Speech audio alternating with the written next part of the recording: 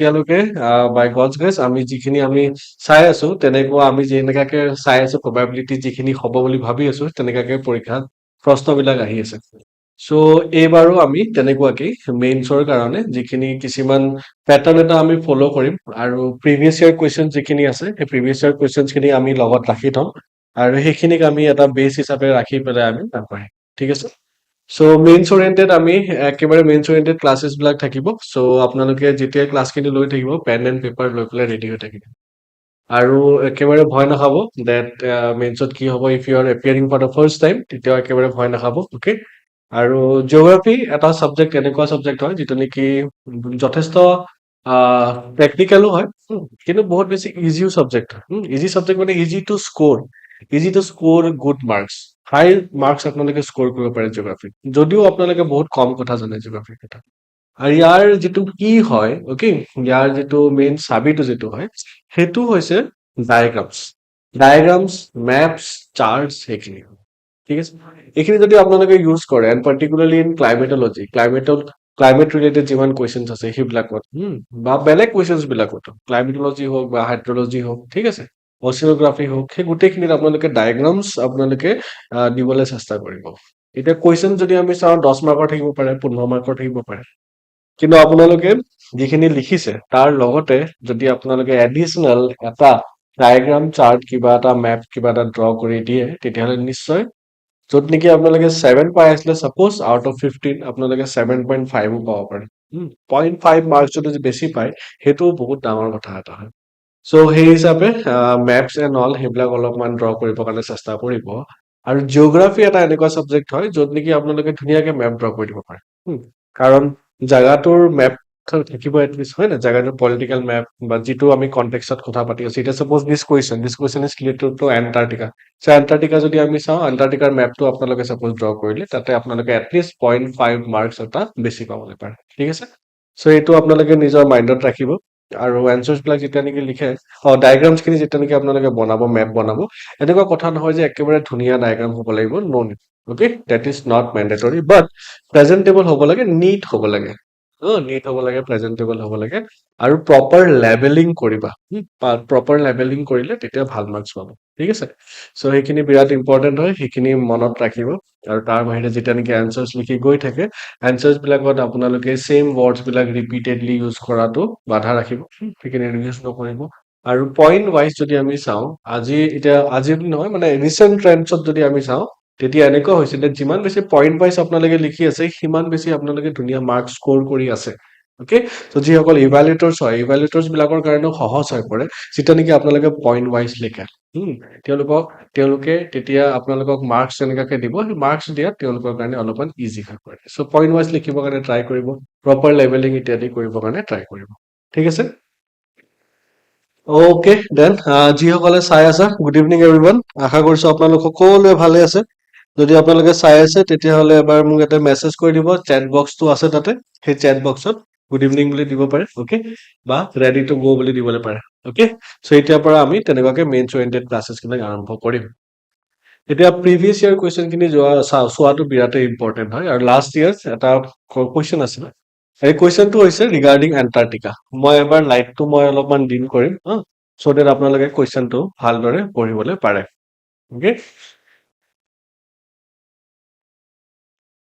Okay so' কুৱেশ্যনটো আছে GS1ৰে question হয় GS1ৰে question হয় So give a geographical outline of Antarctica as a continent. As a continent. Okay? So এই Antarctica কণ্টিনেণ্টটোত আমি চাওঁ তাতে কি আছে তাতে পপুলেশ্যনৰ কথা আমি ক'ব পাৰো যে তাতে পপুলেশ্যনে নাই অ'কে তাতে অকল মানুহবিলাক টেম্পৰেলি যায় ৰিচাৰ্চ ষ্টেচনছ বিলাক আছে তাতে আপোনালোকে আমাৰ ভাৰতৰ ৰিচাৰ্চ ষ্টেচনছ খিনিৰ কথা ক'লে অ'কে চ' দক্ষিণ গংগোত্ৰী হৈ গ'ল মেট্ৰি হৈ গ'ল সেইখিনি কথা আপোনালোকে ছাপ'জ ক'লে তাৰপিছত তাতে যেনেকুৱা ধৰণৰ মাউণ্টেইনছ বিলাক আছে তাতে মাউণ্টেইনছ বিলাক পিকছ বিলাক মেচিভ বিলাক ঠিক আছে সেই মেচিভ খিনিৰ কথা আপোনালোকে ক'লে ছাপ'জ আগে সেই মেছেজ খিনিৰ কথা আপুনি ছাপ'জ ক'লে ঠিক আছে and analyse its environmental significance in the contemporary context ঠিক আছে? চ' এনভাইৰনমেন্টেল চিগনিফিকেন্স কি হয়? এইটো আল্টিমেটলি চাব গ'লে এণ্টাৰ্কটিকা আছে কাৰণে বেলেঞ্চ কৰি আছে। নহ'লে ওপৰৰ ফালে যদি আমি চাওঁ, যথেষ্টখিনি গৰম হৈ গৈছে এভৰিথিং। আৰ্টিকৰ ফালেও যদি আমি চাওঁ, তেতিয়াহ'লে আৰ্টিক ফালে বহুত বেছি মেল্টিং হৈ আছে গ্লেচিয়াৰ্ছ এতিয়াতে। অ'কে?